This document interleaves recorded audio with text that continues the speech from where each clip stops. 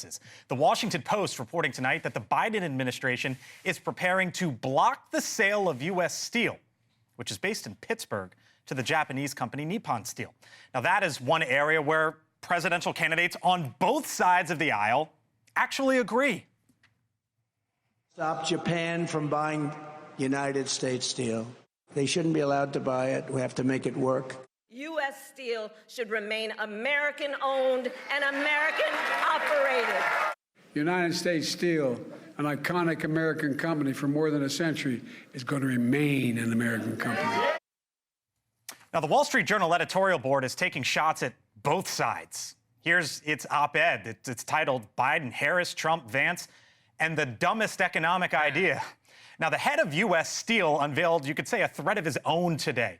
In an interview that appeared in the Wall Street Journal, the CEO, David Burritt, said if the deal doesn't go through, then facilities in Pennsylvania could shutter, with an emphasis of shifting those operations then down south to the state of Arkansas. He said of the Pittsburgh facility, quote, if that mill won't make it to the next decade, why would we stay there? All right, so over here at the wall now, let me walk you through sort of the job scenario and how all of this could essentially play out and where we are as a country today, really, and in the state of Pennsylvania. This is the JOLT survey, Job Openings and Labor Turnover Survey. This is for the whole country. Here's what we learned today. Job openings, that means if you're looking to find a job, it's getting harder to find a job. This is continuing to decline. So over here was during the Trump administration. You could see there was a pickup of job openings, COVID, right? And then a massive spike.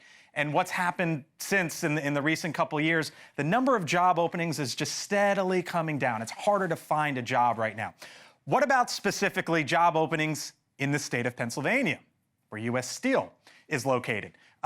This is the numbers there. So during the Trump administration, it kind of, was around that about 250, 300,000 level. Then what happened? COVID, right? Again, there was a spike in job openings. And since then, it kind of mirrors what's going on for the whole country in Pennsylvania. The number of job openings is coming down. It's getting, again, harder to find a job. Now, what about the Pennsylvania economy as a whole? Here's part of this story here. So this is some of the good, the really good, right? 3.4% unemployment rate. When you talk about that, that's basically at or near historic lows.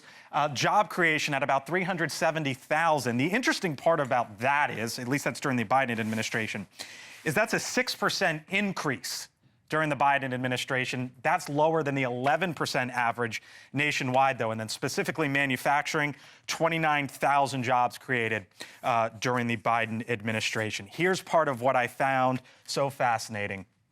Ashley and Joel, you're both from Pittsburgh.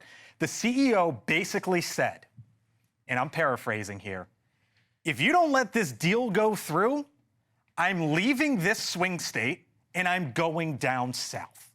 Yeah. Which he should, because his responsibility is to the shareholders of this company. And this is on both sides, and we were just talking about this earlier. Thank you for watching, and make sure you go to joinnn.com to find NewsNation on your television provider. And don't forget to click the red subscribe button below to get more of NewsNation's fact-driven, unbiased coverage.